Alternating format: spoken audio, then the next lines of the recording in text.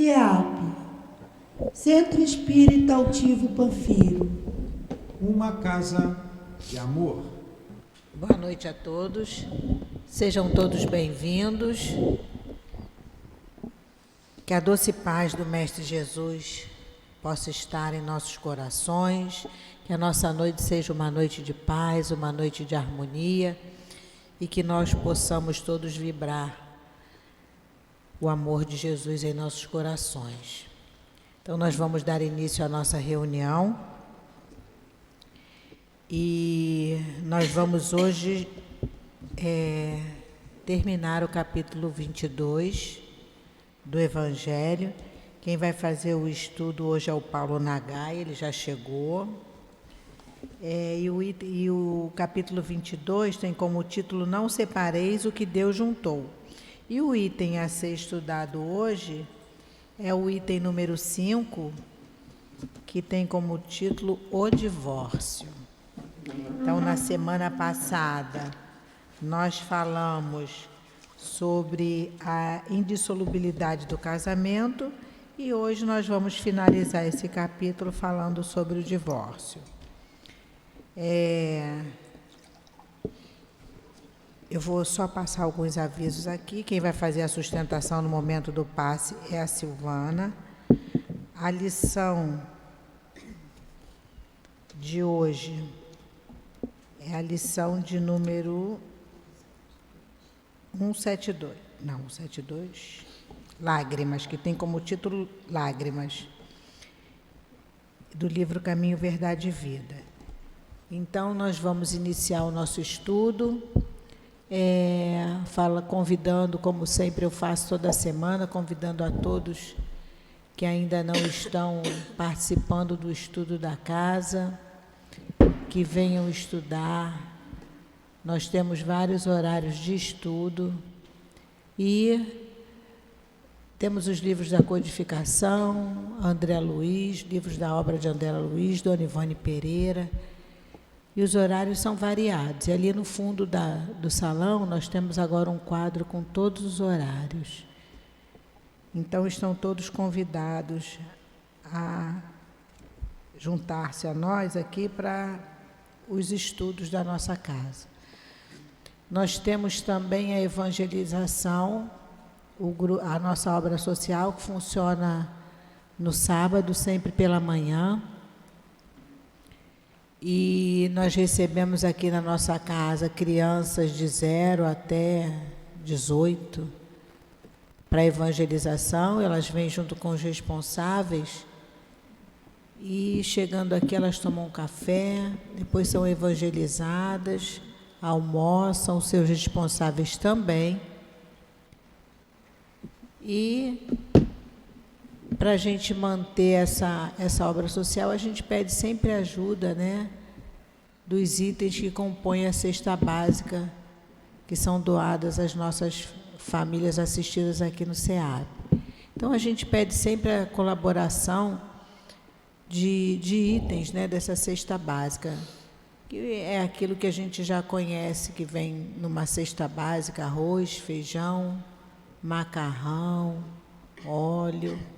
Então, a gente sempre fala aqui que qualquer ajuda é sempre bem-vinda e a gente conta sempre com a colaboração de vocês.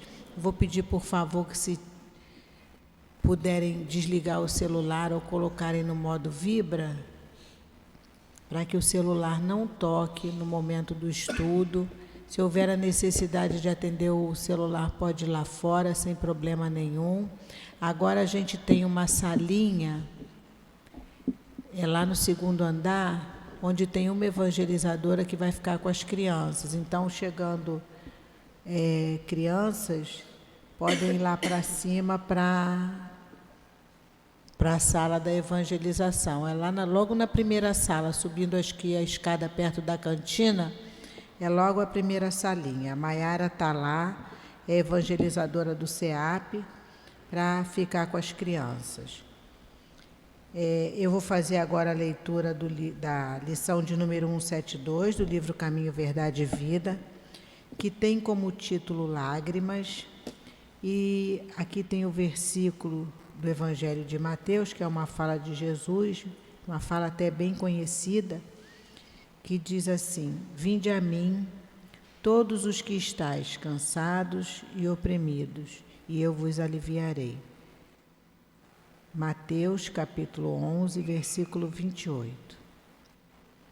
Ninguém como o Cristo espalhou na terra tanta alegria e fortaleza de ânimo. Reconhecendo isso, muitos discípulos amontoam argumentos contra a lágrima e abominam as expressões de sofrimento. O paraíso já estaria na terra se ninguém tivesse razões para chorar. Considerando assim Jesus, que era o mestre da confiança e do otimismo, chamava ao seu coração todos os que estivessem cansados e oprimidos sob o peso de desenganos terrestres. Não amaldiçoou os tristes, convocou-os à consolação.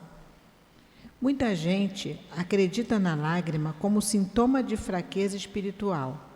No entanto, Maria soluçou no Calvário. Pedro lastimou-se depois da negação. Paulo mergulhou-se em pranto às portas de Damasco. Os primeiros cristãos choraram nos circos de martírio, mas nenhum deles derramou lágrimas sem esperança. Prantearam e seguiram o caminho do Senhor. Sofreram e anunciaram a boa nova da redenção. Padeceram e morreram leais na confiança suprema. O cansaço experimentado por amor ao Cristo converte-se em fortaleza, as cadeias levadas ao olhar magnânimo transformam-se em laços divinos de salvação. Caracterizam-se as lágrimas por origens específicas. Quando nascem da dor sincera e construtiva, são filtros de redenção e vida. No entanto, se procedem do desespero, são venenos mortais.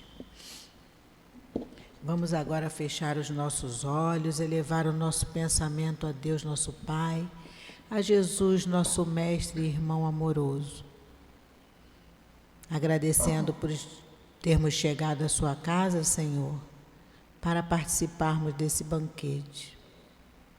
Banquete vindo do alto. Que possamos, nesse momento, agradecer a direção espiritual da nossa casa, ao nosso querido altivo, e todos esses espíritos que formam a coluna que sustentam a nossa casa, que possam inspirar ao Paulo, à Silvana, nos seus estudos. Que seja em nome de Jesus e, acima de tudo, sempre em nome de Deus, nosso Pai, que possamos dar início ao estudo da noite de hoje. Graças a Deus. Eu vou fazer agora a leitura de um trecho do estudo do item 5, que o Paulo vai nos trazer. O divórcio. O divórcio é uma lei humana que tem por objetivo separar legalmente o que está separado de fato. Não é contrário à lei de Deus, pois apenas reforma o que os homens fizeram, e só é aplicável nos casos em que a lei divina não foi levada em consideração.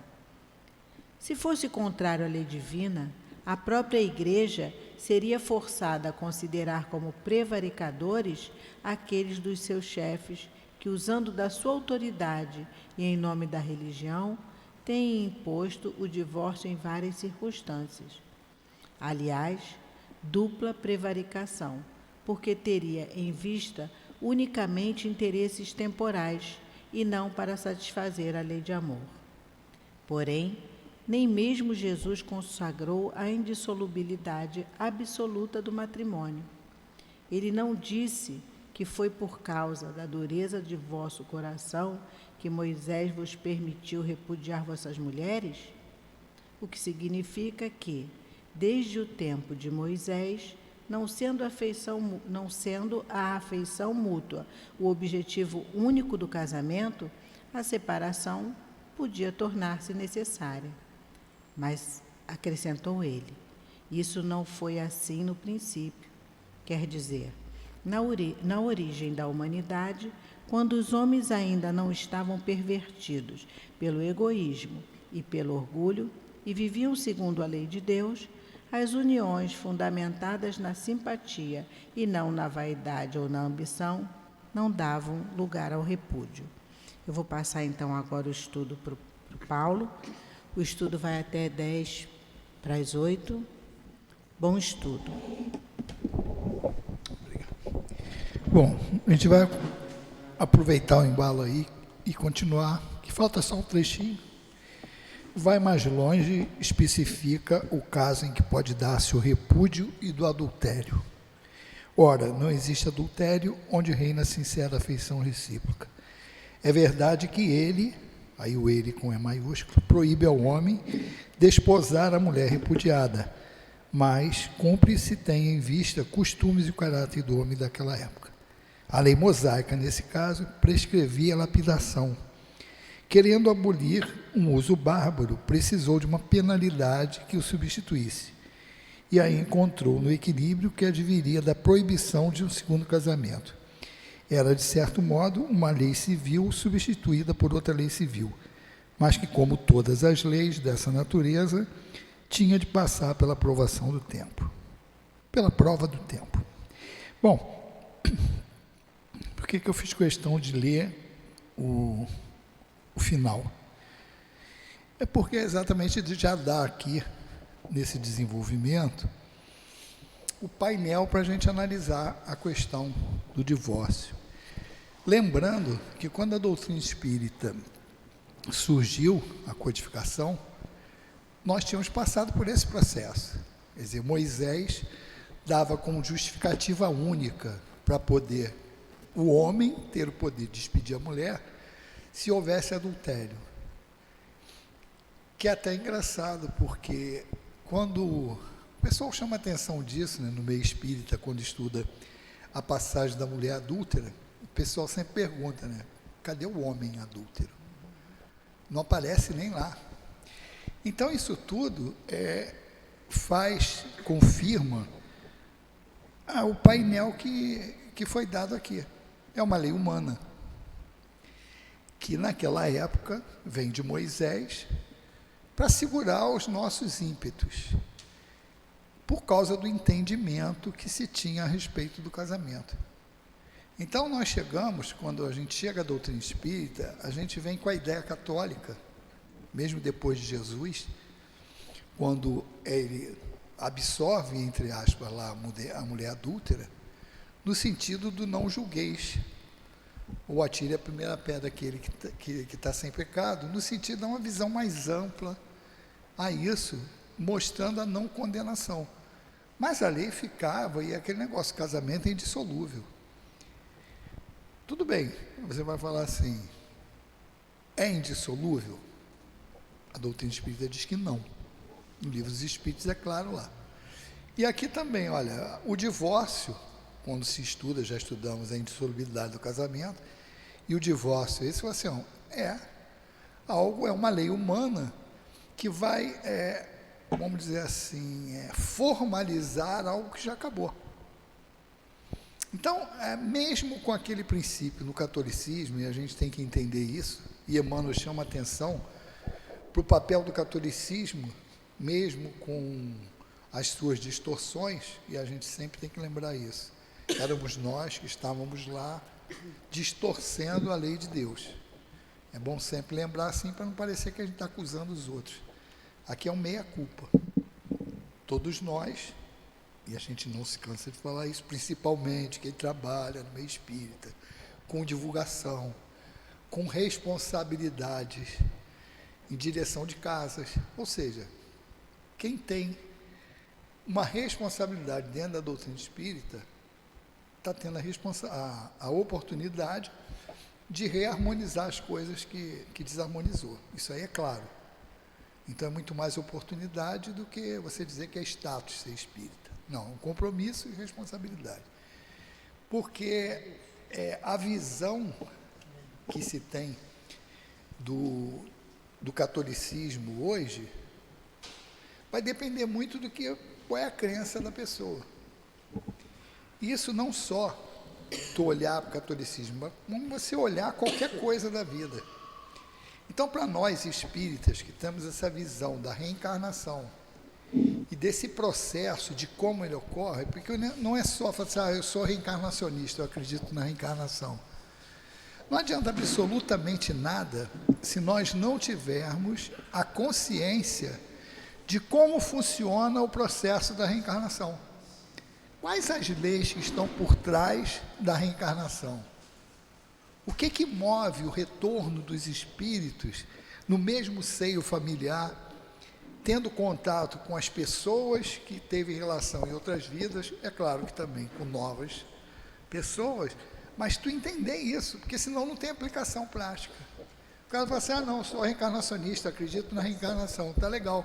Mas quando tu vai olhar para analisar um fato, tu não leva em consideração a carga do espírito, você não leva em consideração que esse espírito já tem uma história, você não observa as tendências daquele espírito, por exemplo, na educação, nos nossos filhos, de você saber que ali tem um espírito com história, e que você é obrigado, como pai ou mãe, como pais, de uma maneira geral, observar essa característica, porque é a responsabilidade dos pais educar essas almas que voltaram sob nossa responsabilidade, e eu tenho que prestar conta disso.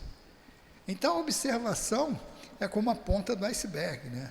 Tudo isso a gente detecta na primeira infância, e é para isso que nós estamos encarregados de educá-los. Porque você observar as más tendências, a obrigação é corrigir. As boas tendências, reforçar. E por aí vai, a primeira e a segunda infância serve para isso. Então, também, em relação ao divórcio e à indissolubilidade do casamento, a gente tem que ter essa visão. E Emmanuel, quando olha lá para trás, ele fala assim, olha, o catolicismo, com toda a deturpação que nós fizemos, foi ele ainda que nos segurou durante séculos. Não interessa se foi pelo medo do inferno, se foi pensando na recompensa do céu, mas essa visão de, errou, vai sofrer, acertou, vai se dar bem. Por quê? Porque os espíritos aqui reencarnados, e nós estamos num planeta de provas e expiações, querendo passar para um planeta em regeneração, são espíritos que ainda classificados como imperfeitos e ainda com um caminho a trilhar de aprendizado. Então, os cenários reencarnatórios, eles são, vamos dizer assim, eles têm que ser de acordo com a necessidade que o espírito tenha para evoluir. Então, esse assunto, ele eu já até comentei em alguns estudos aqui, porque a primeira vez que eu falei sobre esse assunto no Leon Denis, depois da palestra eu escutei um monte de coisinha assim, pô, tu é um insensível, tu não tem sentimento, porque é um negócio que você tem que olhar, e eu não estou sozinho nisso, e não foi eu que inventei isso. Emmanuel chama atenção disso. Só que a linguagem poética de Emmanuel faz com que a gente olhe de outra maneira. Por exemplo, olha a maneira como Emmanuel fala, está no livro Lição não, meu Deus do céu, não é lição não sei o que é lá do amor, eu vou dizer, que eu não vou tirar aqui da página, não, dá para tirar aqui, dá para tirar e voltar, peraí, já que eu falei, não posso dar o nome errado.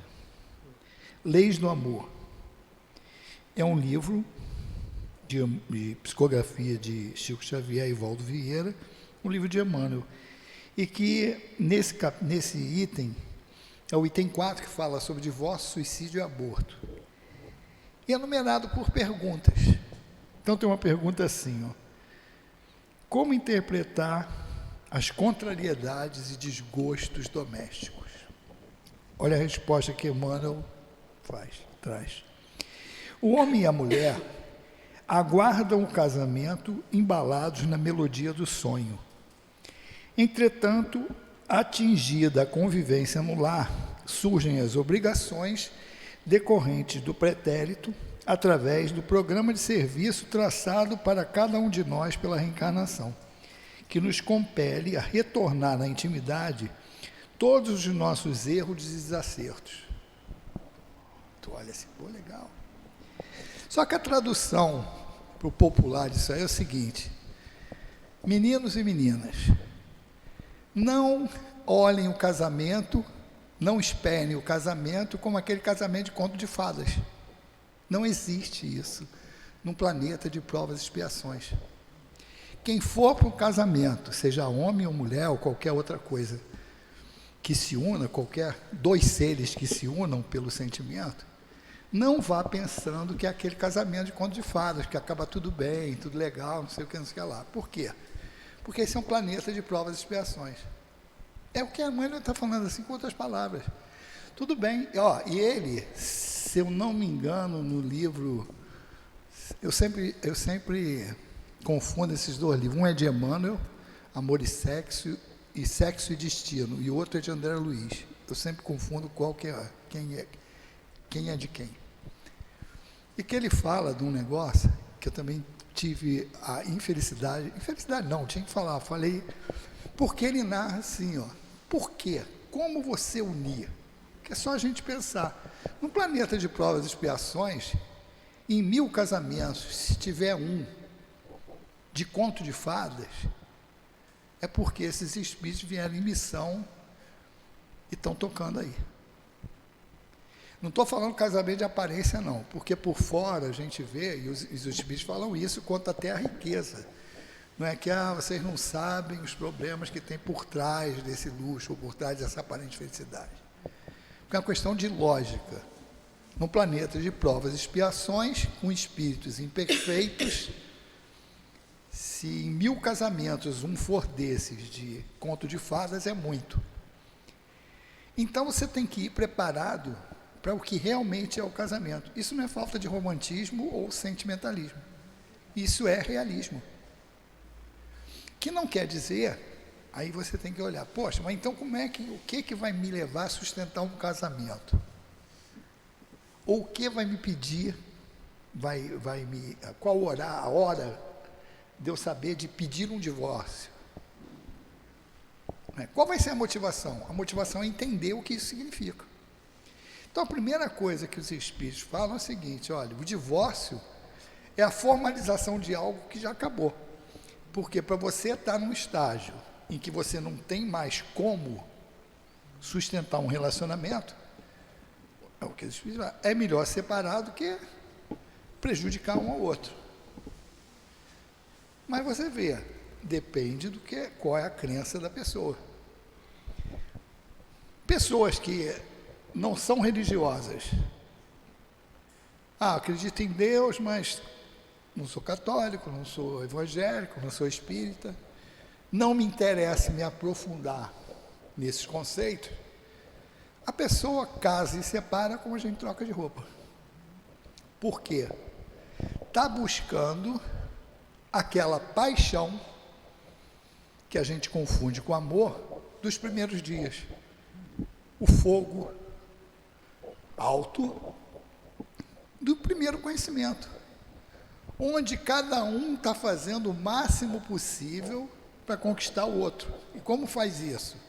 Mostrando o seu lado melhor. Só que, meu amigo, a sabedoria popular é muito boa. Quero ver quando juntar as escovinhas. É isso. Porque quando junta as escovinhas, não tem mais. Tu vai descobrir que o cara ronca. O cara vai ver a mulher sem maquiagem de manhã. Quer dizer, os dois, eu estou falando detalhes de cada um, porque a gente vai pensar em tudo que a gente já sabe. Porque é a convivência.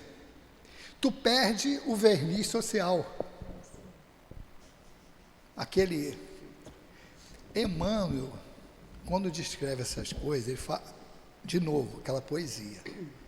É o pozinho que é colocado ali para que aqueles espíritos sejam atraídos para aquela relação. Mas essa relação não é de amor? Nem sempre. Ele fala aqui, a união, ela é regida pela necessidade dos espíritos em relação ao pretérito que esses espíritos têm. Aí quando você fala assim, ó, no início, não tinha nada disso. Por quê? Porque no início não tinha karma. Não é karma, não, de karma de mineiro, não. Não tinha vida anterior. Tu imagina, nas primeiras encarnações, vamos voltar lá para o tempo das cavernas, tira os capelinos, que já não era a primeira encarnação deles, podia ser a encarnação deles aqui, mas não é a primeira encarnação como espírito. Meu amigo, a escolha lá era igual no reino animal, muito mais próximo do reino animal do que o reino nominal. Recém adquirido o pensamento contínuo, o negócio era mais no magnetismo. Cheirar, sentir, era todos os tatos, mais a percepção, que é o que o animal identifica no outro, é a vibração material dele, que identifica as raças. Porque muitos não reconhecem o outro. Vê cachorro até outro, olha, bota ele para olhar no espelho e fica latindo, achando que é outro. Então, toda essa visão do espírito, como ele não tem pretérito, ele vai no instinto e escolhe. E se a gente for ver essas histórias, até com um tacape na cabeça, derruba e leva para casa. É muito parecido com o reino animal. Então, aí você vai construindo relações. Quando você constrói relações, aí você dá um salto na evolução e entende que depois você vai ter uma história. E aquela história, no meio desse percurso, você conquista amigos e também inimigos. Então, qual é a prioridade? Amar os inimigos, nesse sentido. Como é que você vai fazer dois seres que não se gostam, que não têm simpatia, e vamos lembrar o estudo lá do Livro dos Espíritos, simpatia e antipatia, que é o quê? Resultado da emanação de cada espírito. Aqueles que nós somos simpáticos, a gente sente prazer em estar junto. Aqueles que são antipáticos, a gente se repele, é magnetismo. Os iguais se repelem. Tem problema um com o outro, se repele. Pensamento a pensamento é o contrário. Os convergentes se atraem. Pensam da mesma maneira, se atraem. Mas os nossos é muito mais na força magnética. E quando a gente tem um relacionamento com o outro, e um faz mal ao outro, a gente cria uma relação magnética, que vai nos atrair. Então não é só o amor que atrai, o ódio também atrai. E na maioria das vezes, a atração pelo ódio, ela está muito mais presente do que a atração pelo amor. O cara vai saber, espera aí, qual é a lógica disso? A lógica disso é porque nós ainda somos espíritos inferiores. É muito bem assim, ó, eu amo minha esposa e meus filhos, e confio que aquilo é recíproco, está em casa, tipo assim, a galinha de casa não se corre atrás, está ali. Quer ver o exemplo? Tu escuta uma notícia ruim, fica pensando o dia todo naquela pessoa. Vamos dizer, um ato político, a pessoa fala, aumentou não sei o quê, e tu fica, aquele cara aumentou, tu pensa o dia todo naquilo. Quantas vezes você pensa, num dia normal, na tua família, no amor dos seus filhos? Está lá no trabalho, está nem aí. Só que aquele problema que tu escutou de manhã, aquela notícia, aquilo ficou dentro e você começa a ruminar aquilo ali, ó, e fica, e só pensa naquilo. Reuniões de desobsessão é um exemplo. Quem trabalha no atendimento do desencarnado, você vê espíritos presos a um sentimento de vingança durante séculos. Por quê? Está ali, esquece até o amor que eles têm pelos entes queridos, que às vezes foi o motivo que despertou nele a raiva pelo outro. O cara destruiu minha família. Quer dizer, destruiu quem eu amo. Aí eu fico séculos convivendo com quem eu odeio, até o dia que você chama a atenção e vem cá, onde estão aqueles que você ama e que você diz que... Não estou entendendo, isso é incoerente. Você diz que ama aqueles, mas está do lado de alguém que você odeia. Se o espírito estiver ligado, vai cair a ficha. Aí vai falar, realmente, Aí tu conduz ele ao raciocínio. Se tu não morreu, eles também não morreram. Sobreviveram. E se você ama, eles estão disponíveis aí. Tu está do lado de alguém que tu odeia. Aí o espírito cai a ficha, ele se afasta daquele foco de ódio. Mas é uma atração irresistível o ódio, quando ele alimenta aquilo ali, ele quer a vingança, é o objetivo dele. Então você vê, inimigos. Então a gente olha, nessa encarnação aqui, eu criei um inimigo no meu relacionamento.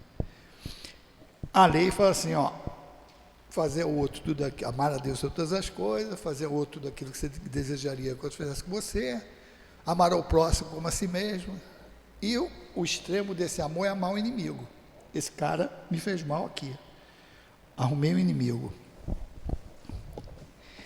Como é que eu vou transformar esse cara em amigo? Não tem coerência que esse cara vire meu amigo de uma hora para outra. Os espíritos falam assim, olha, isso é antinatural, por causa dos fluidos. Porque você irradia aqui uma característica. E se eu estou irradiando ódio para ele, e ele para mim, dois bicudos não se beijam. Isso aqui vai repelir. Mas a lei é para reconciliar. Então vai pegar esse espírito, vai mandar ele reencarnar, por isso que a gente tem que não só acreditar na reencarnação. Qual é a função da reencarnação? Como é que ela funciona? Qual o mecanismo que está por trás dela? Aí vai ter uma outra encarnação aqui, em que esse espírito, pelo esquecimento do passado de ambos, vai ter uma convivência melhor comigo. Assim, ser um amigo de trabalho, um colega de faculdade. Tá? Conviveu, quando desencarnar, já diluiu um pouco aquele ódio, e por aí vai. Quando o tosse é muito grave, o que os espíritos falam? Reencarna ele na família. Por quê? Porque o grau de ligação numa família consanguínea é muito maior. Aí você dá oportunidade ao desenvolvimento de um sentimento. Olha como é que é importante entender isso. Isso aqui vai justificar algumas coisas que a gente observa na família. Irmãos que não se dão bem. E o extremo é o quê? Pais e filhos que se odeiam. Ou um caso ou outro, ou os dois. Isso justifica. Pô, não é possível. Se você olhar a dependência material que existe, porque isso é fato, todo mundo observa. Famílias em que os pais, ou um deles, quando estou falando pais, me referindo a pai e mãe, que odeiam o filho. E o filho também. Como é que você vai justificar isso? Pela reencarnação, pelos compromissos anteriores, pelas incompatibilidades pré-existentes por causa de uma outra encarnação. Mas isso é porque Deus fez de ondas, não, vou provocar, botar os dois juntos ali, igual aquele negócio que a gente bota a criança de castigo, uma de frente para a outra. Não, não é isso. É para você dar outra oportunidade para que esses sentimentos sejam refeitos. E no caso, colocar como pai e mãe, pai e filho, pais e filhos, é o máximo do problema. Por quê? Porque você cria um grau de dependência de A para B, no início da vida, quando o A está sendo recebido, e no final da vida você inverte. Quem está ficando velho, os pais ficam dependentes dos filhos. Então, como houve um esquecimento do passado, quando desencarnar, o sentimento é outro. Então, vão passar N encarnações, isso ocorrendo, isso ocorrendo, isso ocorrendo. Quando ele virar meu amigo nessa encarnação, esse cara já não é mais aquele cara que virou meu inimigo. Pelas experiências adquiridas e passadas, já é um espírito transformado. O que ele exala aqui já não é mais o que ele exalava aqui naquela época, quando ele era meu inimigo. Aí você consegue entender o amar os vossos inimigos. E o casamento é uma dessas, vamos dizer assim, um desses instrumentos que a didática divina usa para aproximar os espíritos. E aquele pozinho é porque, se você deixasse esses espíritos, aí vamos botar agora outro caso, os dois aqui, que tiveram tretas em encarnações passadas, se eles se vissem como eles são, teria liga? Não, meu amigo. Aí Emmanuel fala de um tal pozinho, é como se um pozinho fosse colocado ali, para atrair os dois. E para você ver só o que você precisa ver.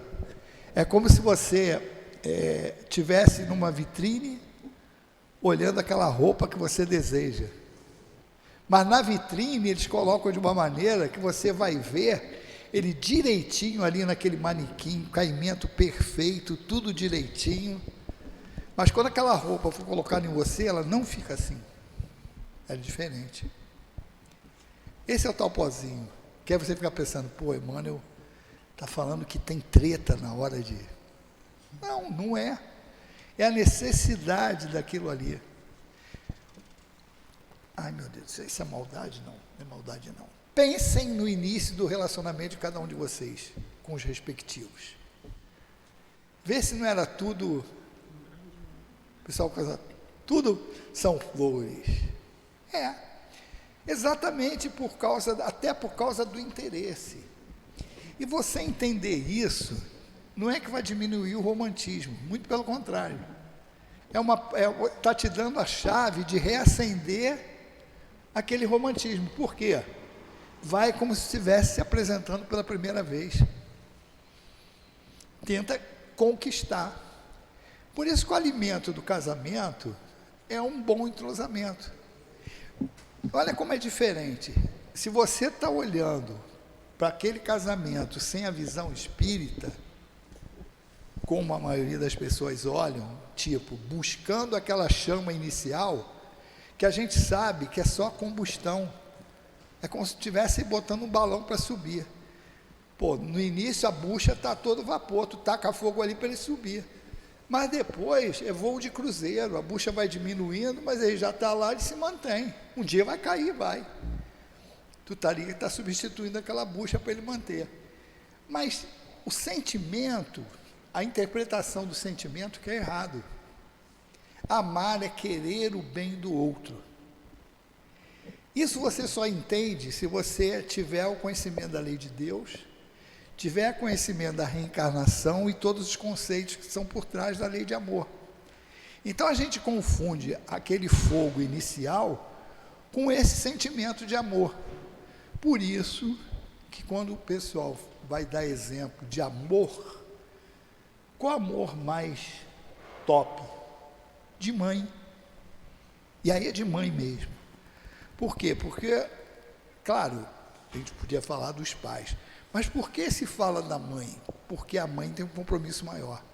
Tem aqueles 9 meses de convívio intensos ali, e por causa da proximidade maior, pelos fatores naturais, né, da condição física, daquela dependência muito inicial ali, do acolhimento, da necessidade que o espírito tem daquele calor inicial. Então, é um amor doação. É realmente isso, querer o bem do outro. Mas quando a gente fala eu te amo, na verdade a gente está falando eu te quero. Você é meu, é posse. E o amor liberta, ele não prende. E aquele fogo inicial, para você manter, se você quiser manter e tiver habilidade, pode até manter. Então não é que o casamento fica sem graça. É que você entende essa fase inicial, em que está tudo subindo, fogo ali esquentando, aquele negócio todo. Quando você entra no convívio e que você começa a conhecer a pessoa, você vai falar assim, pô, mas tem aquela desilusão. Se você estiver pensando no casamento de conto de fada, tem desilusão. Mas se você estiver enxergando o casamento com essa união de dois seres, com o sentido de progresso, de formação de família, de educar os espíritos que venham sob nossa responsabilidade, é parceria, é outra coisa. Então o sentimento que se desenvolve aqui é de respeito um pelo outro e de cumplicidade na missão que tem que ser feita. Aí a condição de sentimento ali, no sentido que as pessoas falam, não é, daquele mel, Quando se fala que você não tem sentimento, você não é sentimental para isso. Não, isso depende da postura, isso varia de um para um. Mas que o entendimento da realidade vai fazer com que você entenda o propósito do casamento. Que essa é a definição do espírita para casamento, é a união de dois seres onde há um sentimento recíproco. E não você ficar esperando a paixão. Quem está procurando a paixão, o que faz? Junta ou casa. Eu estou falando casar, independente, casar, até isso. O que caracteriza um casamento para o espiritismo não é nenhum papel. É essa união entre dois seres. Eu não assinei. Não assinou papel físico, mas o compromisso espiritual está feito, então não adianta ter papel no papel de menos. Então essa condição de parceria aqui, quando se junta e entender, eu vou aguentar os trancos. Quem entende daquela maneira de que quando tiver essa chama, tá legal, tem a chama, mantém. Aí entra naquela estabilidade, acaba esse e começa outro. Aí mantém enquanto a chama está acesa e forte. Diminui o ritmo, sai desse e vai para outra. Quer dizer, nunca completa o relacionamento. Aí você imagina a preocupação, que às vezes a pessoa fala assim, esse espírito é negócio de reencarnação. Quando eu desencarnar, quantas mulheres eu vou encontrar? Quantos maridos? Quantos filhos? Quantas sogras? A piada da sogra sempre tem que ter. Sempre o pessoal brinca assim, um monte de sogra. Mas não é. Às vezes é a mesma companhia de teatro que você troca os papéis. E são papéis a serem representados mesmo. Porque no plano espiritual, essas uniões, elas não são baseadas nessas necessidades materiais. Elas vão ser realmente baseadas na convergência de pensamento. Em espíritos que, vamos dizer assim, professam os mesmos sentimentos, os mesmos objetivos. Quer dizer, são espíritos convergentes. Mas enquanto isso não acontece, nós vamos percorrendo esse caminho. Mas é imposto? Não, nós traçamos. Porque quando a gente fala hoje que nós temos o livre-arbítrio relativo, quer dizer o quê? O cara planejou, que isso é outro componente importante desses relacionamentos. O que nós estamos falando dessas necessidades, por conta desses relacionamentos truncados no passado, há uma análise do plano espiritual, que é responsável pela nossa encarnação, os espíritos que estão ali dando o aval para a gente, de analisar o cenário que nós temos do passado e projetar o cenário futuro. E o que é levado em consideração? As necessidades de evolução do espírito. Então, esses espíritos, e aí a nossa participação nesse planejamento, vai ser diretamente proporcional à nossa evolução intelectual e moral. Assim, se você é um espírito que já está conquistando o livre-arbítrio, tem responsabilidade e a espiritualidade de ver, você pode participar. Se não, a espiritualidade chega, olha, é isso, isso e isso, e você tem a oportunidade de contestar. Mas ele vai te convencer, porque você vem cá, peraí, mas qual é o objetivo de encarnar? Não é progredir? Você quer progredir ou quer fazer a tua vontade? O espírito vai pensar, não, quero progredir, então é isso aqui que é o caminho melhor. E assim ele vai concordando ou pedindo e sendo atendido em algumas coisas. Mas tem no mínimo a aquiescência do espírito para aquela projeção. Então, a partir do momento que você projetou aquilo ali, aquele cenário vai ser colocado na sua frente e vai caminhar para aquilo ali. Você pode desviar? Pode, como em qualquer outros objetivos que a gente planejou, mas não fez. Planejamento tenho a intenção de. Enquanto não executar, ele pode ser reprogramado. Não aguentei aquilo ali. Não aguentou, meu amigo? Então vamos refazer e ter uma renegociação para ver agora qual é o plano B para isso aqui. Porque aqui, ó, não vai. E você tem o plano B ali. Então, aí, pô, mas quer dizer, eu não tenho escolha? Tem, mas minha escolha não foi aqui, agora. Foi no plano espiritual? Foi também, mas a minha escolha começou nos atos que eu cometi lá. E isso é que quer dizer que a gente vai colher o que plantou. Quando eu começo a fazer mal a você, eu estou criando um vínculo futuro. Não sei em que nível, isso vai depender da relação que nós tivemos. Mas que eu estou criando um vínculo, tanto pelas ações boas, quanto pelas ações ruins. Então, meu amigo, é igual aquela pescaria de festa junina. Puxei lá o peixinho, amigo, é aquele que é o brinde. Aqui a gente ainda consegue trocar, né? Pô, peraí, ó, tira, ó, tem essa prenda aqui, mas eu queria outra, pode? Mas nessa pescaria que a gente faz lá, é a semeadura, amigo. Se semeou abóbora, vai colher abóbora. Não vai colher melancia com semente de abóbora. Então é lá que é o livre-arbítrio. O livre-arbítrio é nas ações que eu faço. E a responsabilidade dessas ações também é diretamente proporcional à evolução do espírito. Se o espírito é ignorante, ele vai ter ali um refresco. Mas se ele tem conhecimento de causa, ele vai carregar o peso daquilo ali. Atenuantes e agravantes existem na lei. E aí tem um negócio que você vê, Emmanuel fala isso assim.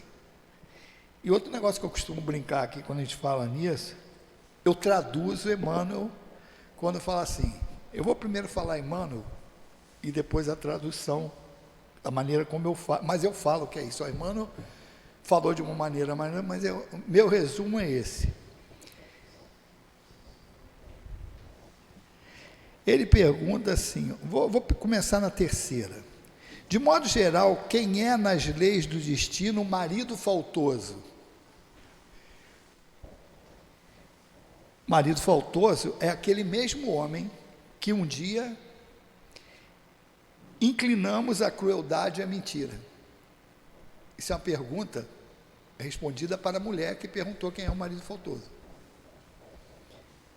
E a esposa desequilibrada? Esposa desequilibrada é aquela mulher que, certa feita, relegamos a necessidade e a viciação. Isso é quando o homem reclama da mulher. Quem é essa esposa? É essa aqui que você relegou a isso e aquilo outro. Que são os filhos problemas, quando a gente reclama daquelas pestinhas que tem lá em casa. Olha a resposta. Filhos problemas são aqueles mesmos espíritos que prejudicamos, desfigurando-lhes o caráter, envenenando-lhes o sentimento. Tradução do Paulo. Quando você reclamar daquela mala sem alça que tem lá na tua casa e sem rodinha, lembre-se que você a pegou no mesmo lugar que você a deixou e do mesmo jeito. Ou seja, quem tirou as rodinhas, quem arrebentou a alça foi você mesmo. A tradução é essa. Então, meu amigo, a gente está pegando eles da maneira que nós deixamos. E tem que pegar para reconstituir a rodinha, refazer a alça e deixá-la direitinho. Se quiser se livrar. Então, olha só, não adianta. Ah, mas você aguentou isso? Não, aguentei porque eu quero me livrar dele, não quero vir com ele na outra encarnação, ou com ela. Não adianta. Porque se não mudar o sentimento, o débito vai continuar. Tem que tirar o foco, que é o quê? Aquele ponto magnético que nos atrai, que nesse caso é o ódio. Então, meu amigo, para pagar aquilo ali, é só com muita paciência, com tranquilidade e entendimento. Então é diferente. O cara fala assim, mas aí é covardia, você está simulando uma situação só porque tu tem conhecimento espírita? Não, é o contrário, porque se você simular não vai dar certo. É você entender qual é o processo, como ele funciona e como ele vai chegar ao fim. Ele só vai chegar ao fim se houver uma reharmonização. Então, meu amigo, não tem jeito. Tem que chegar ali, olhar o problema, qual é a causa e você ir trabalhando naquilo ali, dia a dia, suando. Não vai ter milagre. É como os espíritos de Kardec falam, né? A natureza não dá saltos. Milagre não existe. Então, trabalho de educação das almas. Então, você vai falar assim, poxa, algo que pode acontecer.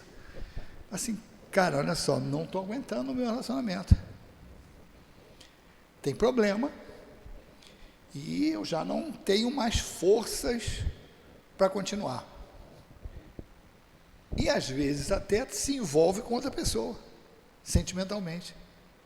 Só que é o seguinte, tu tem conhecimento de causa. O que os espíritos falam sobre isso? O divórcio é essa solução formal para algo que já aconteceu. E você entendendo isso, você vai postergar o máximo possível a definição do divórcio. E que a culpa dessa separação não seja sua.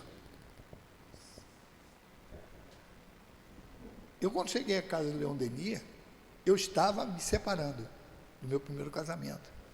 Tu imagina eu chegar na doutrina espírita, tomar conhecimento dessas coisas e ter que me entender com essa situação.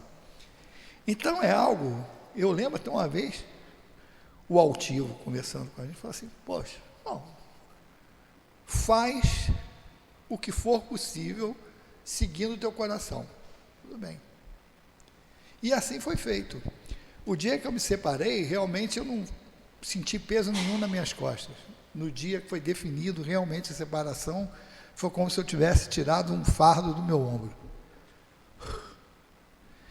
Passou um ano, mais ou menos, um estudo no domingo, os estudos que o altivo fazia. Eu estava sentado assim lá atrás. Ele fazia aqueles estudos sábado, na frente ali, ainda era assim, na lateral mesmo. Aí enchendo aqui, sentado lá. Acabou o estudo, estava sentado lá naqueles banquinhos que tem lá de fora no corredor. E ele sentado ali também, naquela época dava para ficar conversando. Aí ele, é duro, né? Aí eu, é duro o quê? Na hora eu não pensei o que era. Ficar pensando nisso, né?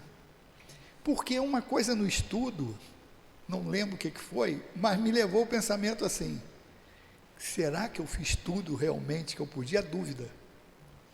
Ele falou isso. E ele percebeu, a mediunidade, percebeu. E falou isso para mim, quer dizer, aí depois que eu me toquei, eu falei, realmente. Mas por que isso? Porque o grau de tolerância tua aumenta com o tempo, pelo conhecimento da doutrina. E por isso o questionamento, será que eu fiz mesmo tudo que eu podia? A conclusão depois foi que eu realmente fiz, porque não tinha jeito mesmo.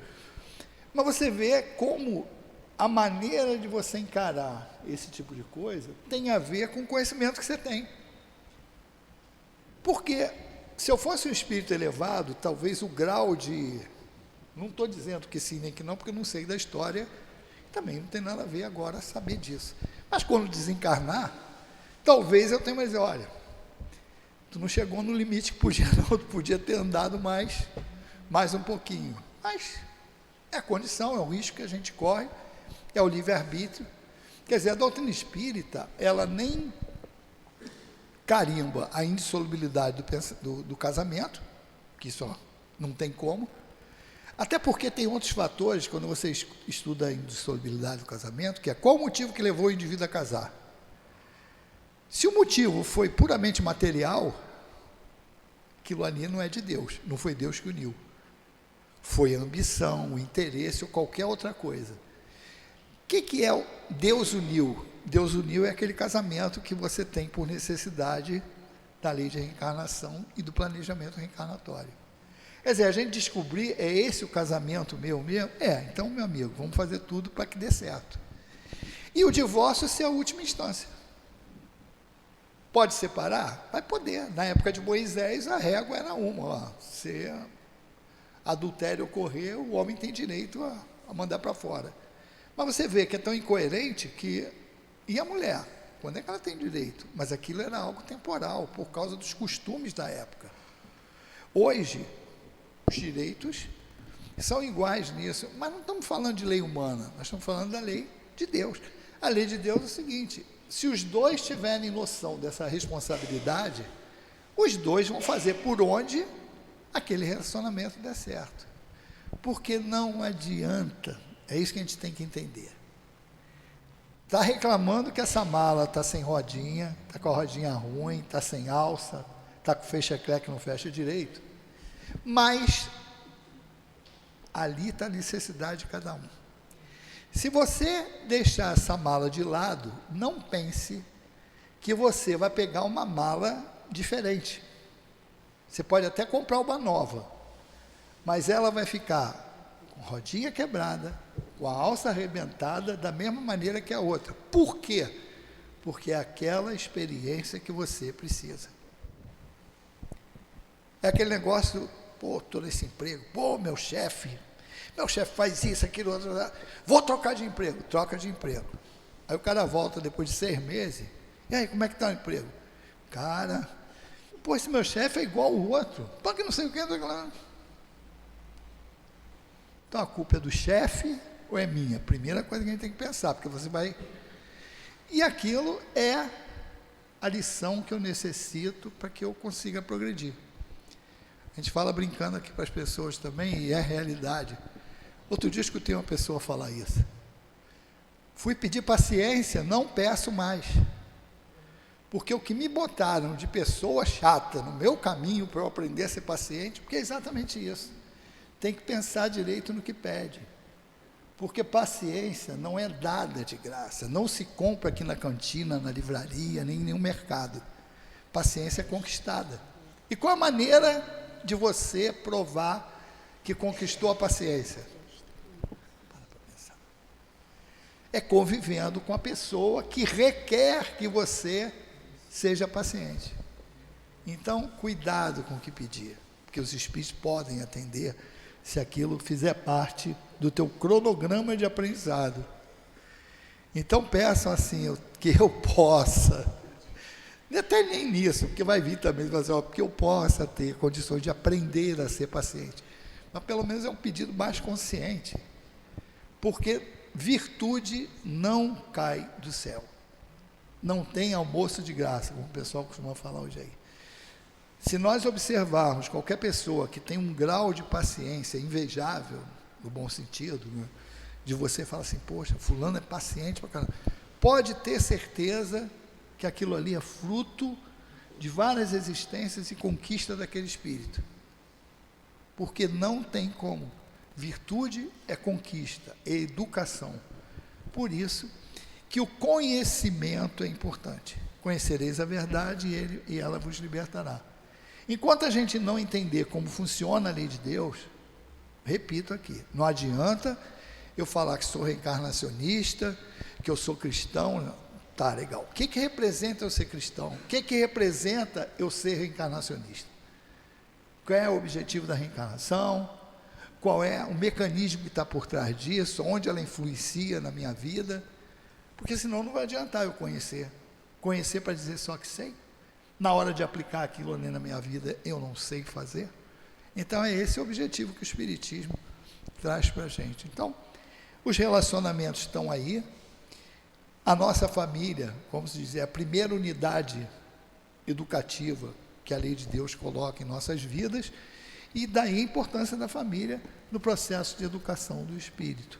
Então, cada um de nós tem que entender essa responsabilidade e fazer da melhor maneira possível, em qualquer papel que eu esteja nesse núcleo familiar. Que Deus e Jesus nos abençoe.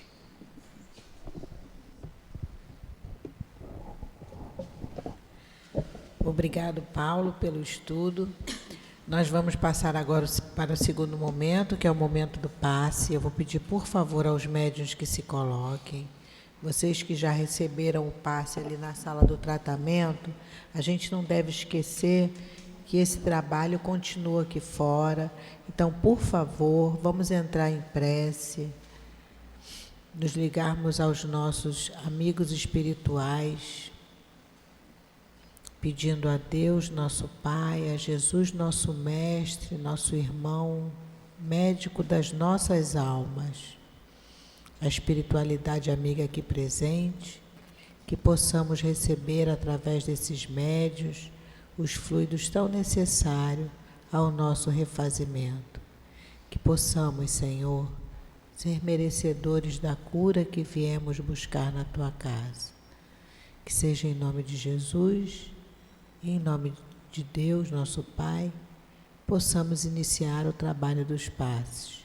Graças a Deus.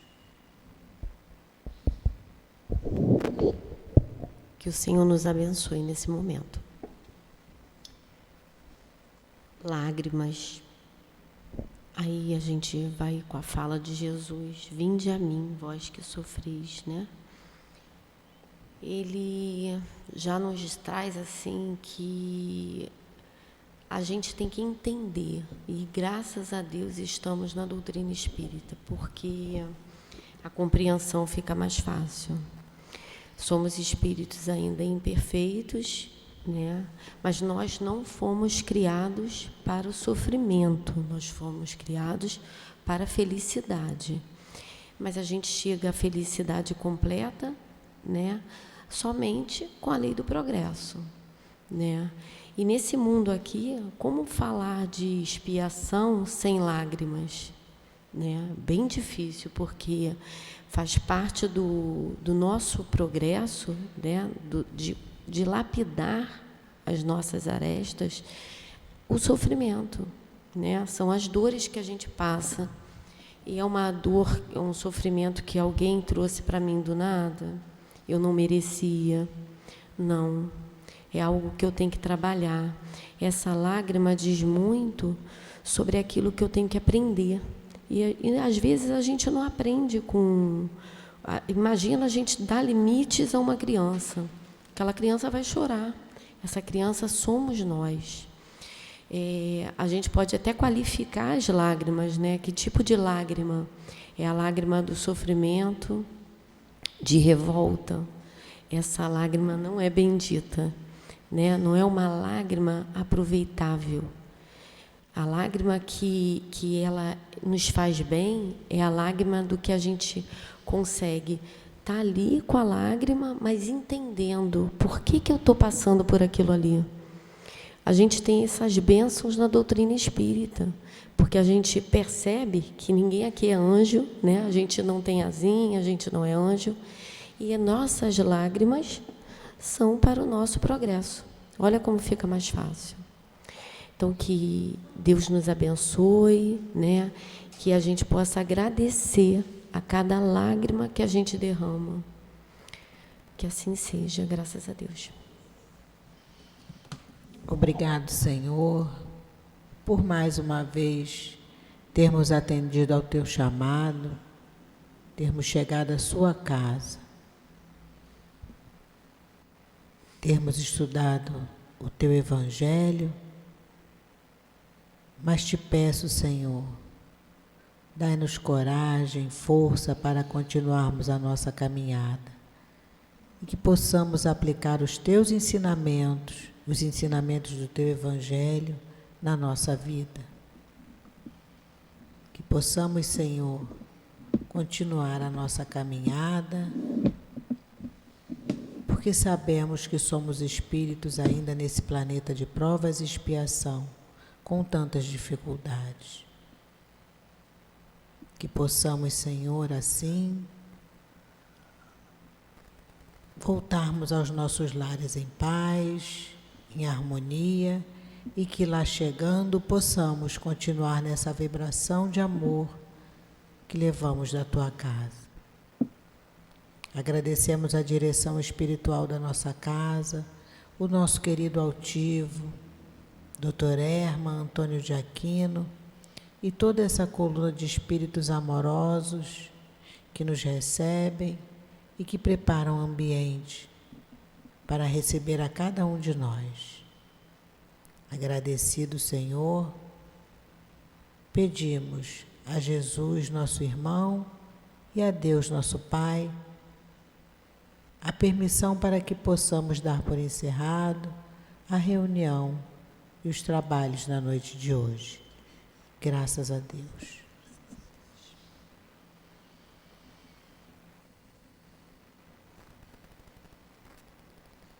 CEAP, Centro Espírita Altivo Panfiro.